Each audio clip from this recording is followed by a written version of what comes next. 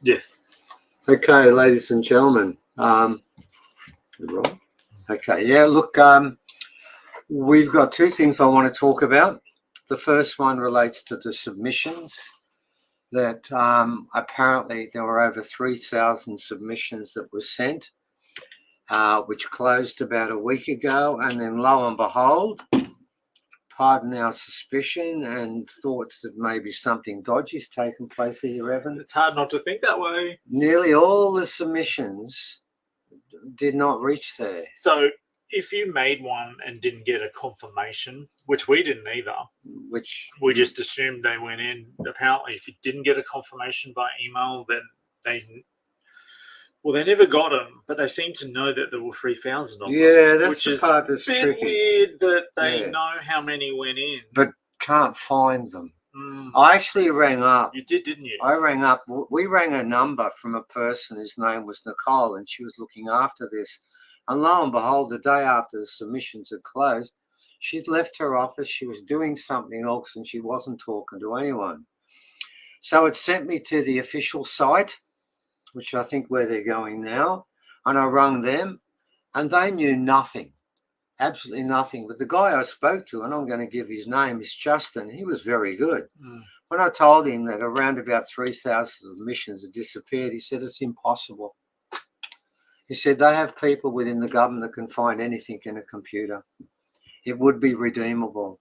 Now, what was interesting is everyone rung up the next day to find out what to do. And the answer was, it's over. It's finished. There's no room. Yeah, because I even went back to the website to go, well, maybe they've left it open because of the issues. No, it's over. It's gone. Finished, closed. And that was the way it was. And then I think Lisa Bellamy really got on a high horse, and I think Vicky was involved in this and started ringing people and demanding to know, how is it that you know that around about 3,000 submissions were received and nearly all of them are gone, but you're going to carry on with what you've got? And we wonder which ones actually got through. But we don't want to cast aspersions. It could have all been just one massive ball job. But eventually what's taken place, ladies and gentlemen, there is, and Evan's got this written underneath there, it's the central close at planning.newsouthwales.gov.au. We're going to keep running it there. And you've got until Friday. Now, they only announced that's tomorrow. That's tomorrow. They only announced this a couple of days ago that there was time for the 3,000 submissions that weren't actually recorded and accepted officially for those people. Now, a great majority of those people will not know about this in time. And what that will mean is that a lot of submissions that were sent by people, when they come and do this, will say, well, this is what we've got. And they're not going to factor in the fact that thousands of these submissions will not now be part of this case. So what we're asking people to do is, even if you're only going to write a few things, maybe a half a dozen sentences or something, at least to let them know that you're against this, or you've got concerns, or you'd like to hear more, something, so you just include it in the numbers, because at the moment, it sounds particularly untoward.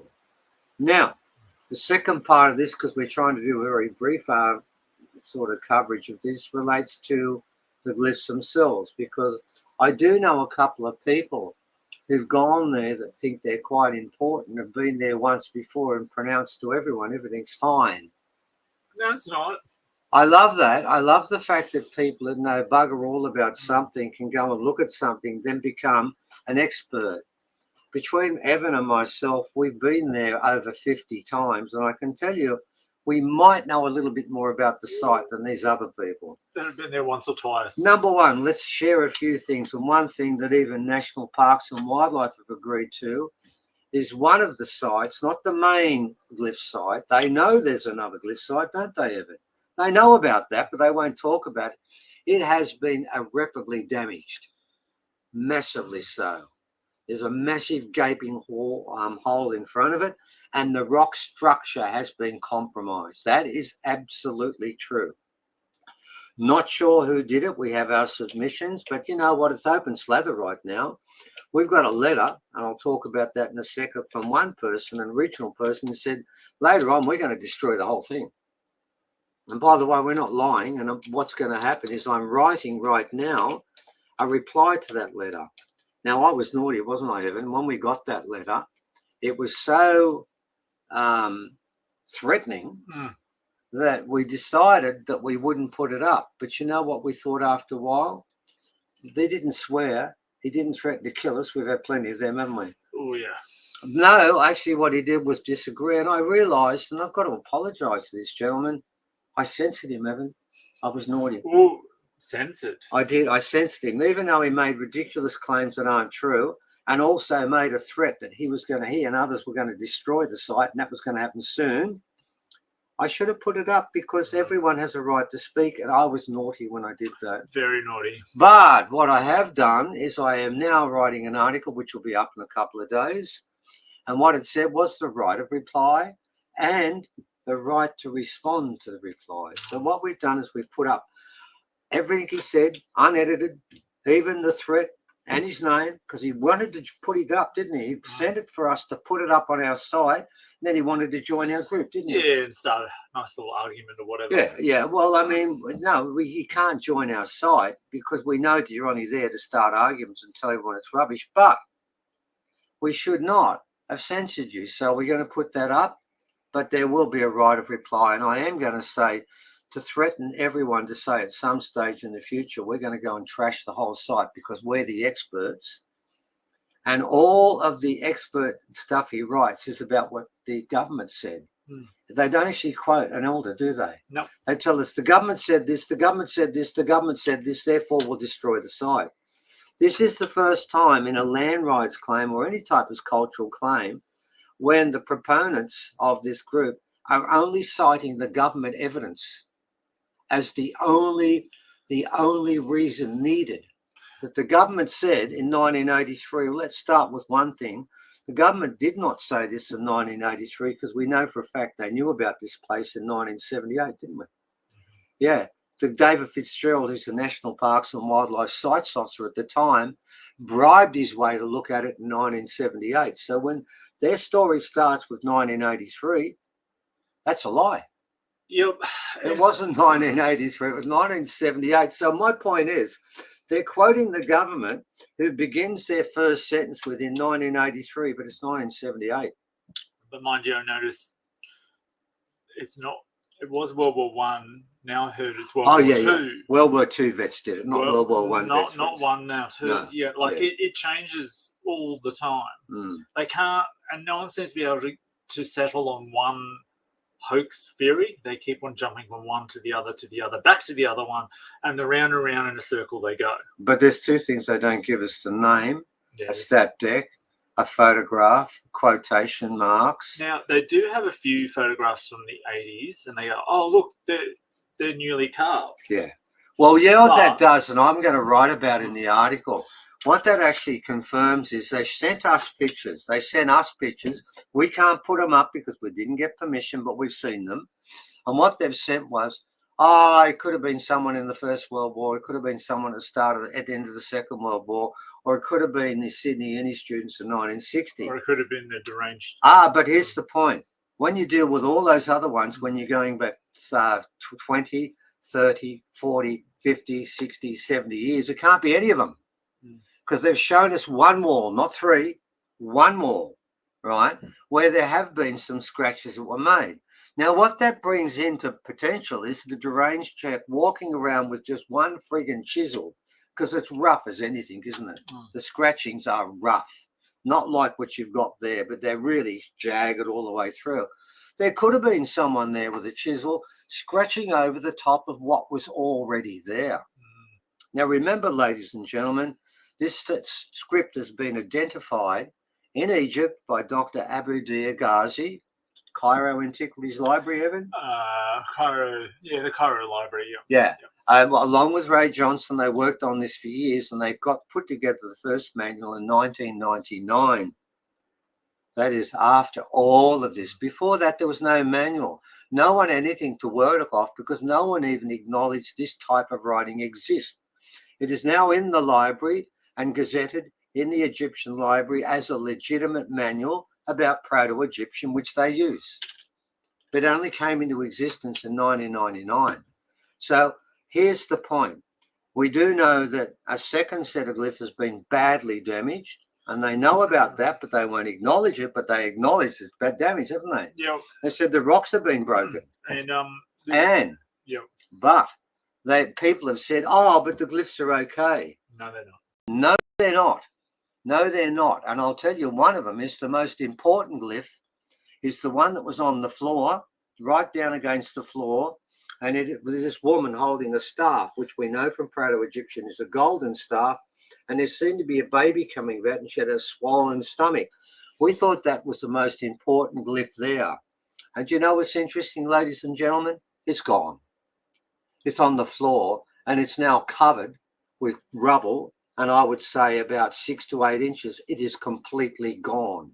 So the people have said to us, oh, what are you talking about? Everything happened, nothing was damaged. They didn't even factor in that the most important glyph there, because they never even saw it and didn't know it was there. And somehow they've become an expert. They're not. That has been damaged. The walls have been damaged. And more to the point, the back shaft, which is so important, is now covered in about 1 metre of rubble, isn't it? Who's going to get into that shaft now? No one. Nobody. It's been sealed off. Oh, there it is, Evan. Thank you. Yeah, I'll just bring it up. Evan's going to put that up. That particular glyph, by the experts who were there, and by the way, when they did this, there was nobody supervising this. There was no archaeologist or no original elder that was standing over and watching what was taking place. But I can tell you now, if anyone's going to tell me that everything's fine, mind you, I agree with Jake. There's the glyph that is completely gone. So when people tell us, oh, it's fine, they know what they're doing. If they knew what they were doing and you saw that glyph and you were looking at that glyph, will you decide to chuck tons of rubble on top of it so it now disappears? The whole of the platform has gone up about 1.5 meters, hasn't it? Yep. Right.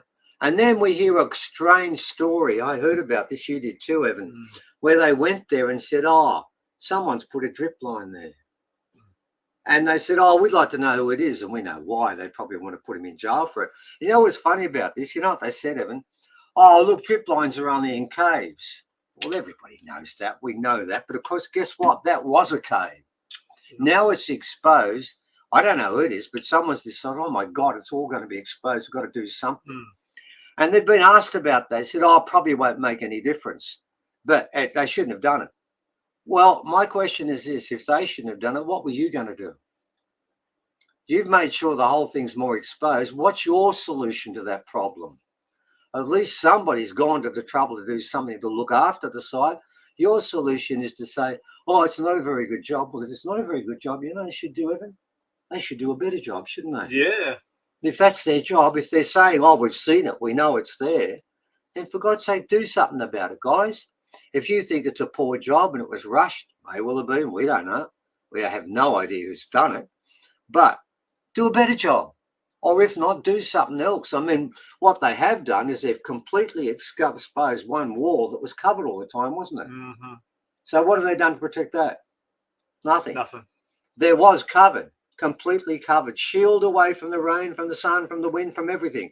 They smashed that down and now they've got it tied up against the wall with some straps, haven't they? Yeah, there's a picture of me in the hole that someone dug near the second set of the glyphs. So anyone that's telling you there's no damage there doesn't know what they're talking about. There is damage there. National Parks and Wildlife acknowledge that hole should not have been dug. and that the rocks above have been compromised, and there's glyphs there. So therefore, there is damage there. And there's, oh, look, by the way, can we go to those two sets? Can you go back to the other one? Go back to the one before. Ladies and gentlemen, can you see that one there? Wait a second. No, Evan's going to put that up. That's part from the second set of glyphs that have been badly damaged. Evan's going to put up one of the two sides. See that side there, ladies and gentlemen? See that scorpion, and then there's a staff alongside it? That's been regraved. Would you show them the other one now, please, Evan? Go and show them the next one that hasn't been regraved. Can you see how that's rougher, ladies and gentlemen? Well, that one's fine, isn't it? But someone has regraved the other one. That happens all the time. So what we can now say is whoever regraved one side did the other side, didn't they? But they didn't do it. Some idiot has come along, like the so-called deranged Czech, and done an engraving on 3 of those walls. That does not mean that they originally did it. There is absolute evidence of what we said could have happened. It is possible that when Alan Dash found this guy walking out, he didn't go inside to see them. When he was walking out with a chisel, he was in there scratching away, just like there was on the other set of walls. And you can see the difference between the two of them. And there's the gravel. Could you get? Yeah. There's the rubble, ladies and gentlemen, in the back wall. Now, there used to be a shaft that was about 7 foot. It was about 1 metre by 1 metre wide, and you went straight down that shaft, and there was a 10-metre tunnel. Can't get to it now. National Parks and Wildlife, in their wisdom, have decided to chuck in literally tons of rubble there. Oh, there's part of that used to cover the cliffs. Yeah, and they've just strapped it to a tree. It's sitting there, and as you can see, there's nothing to hold the earth back. So if it rained heavily there, I'm assuming a lot of that would wash in. I can see why you wouldn't put a drip line in, Evan. There'd be no point, would there? No, because there's going to be a torrent of stuff that's going to... But National Park, this is what it's at the stage right now, ladies and gentlemen. And there you've got basically, this is what they're saying very simply is that because, that one there is a fake. Yeah. That is not part of the deal. And you've done that one. They've showed us, look, that one's got new scratchings. Old mate went and scratched into that. But look, it's different. It looks different. Now, that wall there, the far wall, when we saw the pictures of what National Parks and Wildlife did, that wall was never shown, was it, Evan? They never showed us anything on that wall. What they showed us was not even that bit. That's the Egyptian part, which is separate again. That's now fully exposed. What they showed us was some of this wall was scratched around because that's the easiest one to reach, isn't it? Yeah. And what someone's done is taken a chisel, just like you've seen elsewhere, and done that. So, ladies and gentlemen, there's today and tomorrow. If you guys could be kind enough, if you have put a submission in, if you haven't, you still can, to resubmit it. And even if it's a short, abridged version of what you did before, you could say that and say, I'd be happy to come along and present the rest. But don't let them do this. It could have been, oh, by the way, the other part is as we walked along there. Oh, yeah, do you want to get that up? Yeah, as we've walked along there, we found this was taking place, that all the way along, all the trees have been partially ring-barked. They've been cut into the side time after time. All the trees are bleeding and have been cut. So you can see whoever's gone in there, it's been a wonderful result. It really has. We've had an elder pronounce that the grandmother tree is just a lie and a tourist trap. We've had another elder separate to that write to us, and you'll see that article in a couple of days, I'm nearly finished, telling us not only is it fake, they will trash it. Oh, I'm going to have to put this up. What? What, the actual letter? No. Yeah, right. Well, no, we're not arguing with any of that. But that's what we're dealing with at the moment, ladies and gentlemen. And what we were asking you is if you know someone who's put up a submission, I would ask that you tell them that your submission, that particular submission, has been mysteriously misplaced and cannot be found. But we know the number, but we don't know where they are.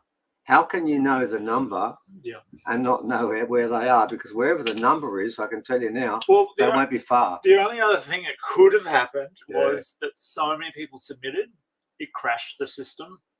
Well, then they should have told people then. Yeah, and then kept thing open. And kept it open rather than shutting it on that day and not telling a soul until people rang up. And it took 4 or 5 days before they agreed to put it back up, because we know people rang the day after. They said it's closed. Yep. We're not putting it up.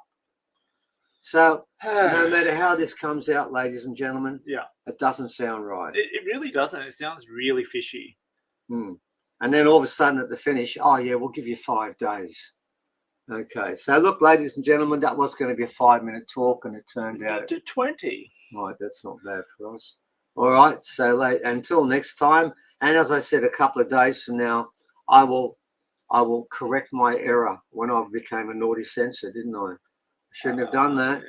I should let everything go up. We let everything up on our side, although we just took 3 people down, didn't we, Evan? Because they started insulting each other, didn't they? And saying horrible things, and got involved in a silly fight over something. And we've had to take 3 people down who started to become quite racist. And I've got to make this point again with our website. We do not condone or tolerate people abusing other people, making racist comments or swearing. Yeah, it was, that was why we were in the field while that was going on. Yeah, we were in the field at the time when we came back. Literally, I think we were standing at North Bondi Headland with Harry's from Bondi Rescue looking at Spanish engravings from the 1500s. Mm-hmm. That's what we were doing when everyone just went... And it was just a harmless thing. Someone put up and raised a flag on the top of Mount Kosciuszko and made a statement. And it was fine. It wasn't that big, but some people became really precious and said horrible things about original people. And we construed that as racist. And once you do that on our side, we don't have a warning system. It is goodbye. Yeah, so I think there was 4 we got rid of this morning. So. 3, and we're watching 1 yeah. that nearly went too far. And if that person is still with us, and they probably are, I want to make the point. If you walk 1 step further than where you walked before, whether you nearly walked into racist comments, we let you go, but the other 3 are gone. We do not tolerate that. Okay. Right. Okay. Oh, yeah, there's a statement by Helen Parks. And by the way, Helen Parks put up, she's called Nell, by the way, put up a stat deck, which we've got, where our uncle, who was Ray Dickens, the Secretary of Flora and Fauna Protection Society of New South Wales in 1958, before all of this rubbish, and she was taken to that site. And what she said was, when we got there, we saw, and it's in a stat deck, and that will be going up. We're going to put it up in the article. What she said was that the glyphs were very vague and faint. She could just see them. And her uncle, who was the secretary of what is now National Parks and Wildlife, took her there and told her, these are Egyptian hieroglyphs. We have a stat deck. We have her name, and we'll put it up. Do you know what National Parks and Wildlife and the government have? No name, no stat deck. And we've also got the film statement of David Fitzgerald, haven't we? And Arnie Bev. And Arnie Bev telling us legit. Now, what have they got? They don't have the film statement of any elder. They don't have a name. They don't have a stat deck. And they don't have film of them saying the truth. We have all those things, and all that evidence is ignored. Plus, we also have evidence of a star map, which is the oldest on the planet, just above the glyphs, and artifacts that came from there that rewrite world history, that came from that site. All of that is evidence. What they have is shifting goalposts, rumours, and anonymity, no stat deck, no inverted commas, no film, no photograph, any proof whatsoever. And yet every time you talk to them, they change it, don't they? This World War vets from World War II, that's brand new, isn't it? I have not heard that one before. That just come out of left field. I was a bit shocked with that one. A new one. And by the way, I can tell you a bit more. What this person told one of our people was, they lived in the farmhouse down by there. Well, the farmhouse actually was gone by the Second World War. It was in the 1930s. And David Fitzgerald went and saw the people involved that were still there, the ones that were still surviving from the farmhouse, and asked them about the glyphs and said, what did they know about it? And he told us the answer was they knew nothing about it. They did not know it was there. So please, National Parks and Wildlife, I know you're using that one, But we've got film of an elder saying, did you go and see them? No, you just made it up because you knew they were around. He went and saw them. Okay, we'll leave it at that. Yeah, we got 25 minutes there. Yeah, okay. All right. See you all soon. See you soon. Okay.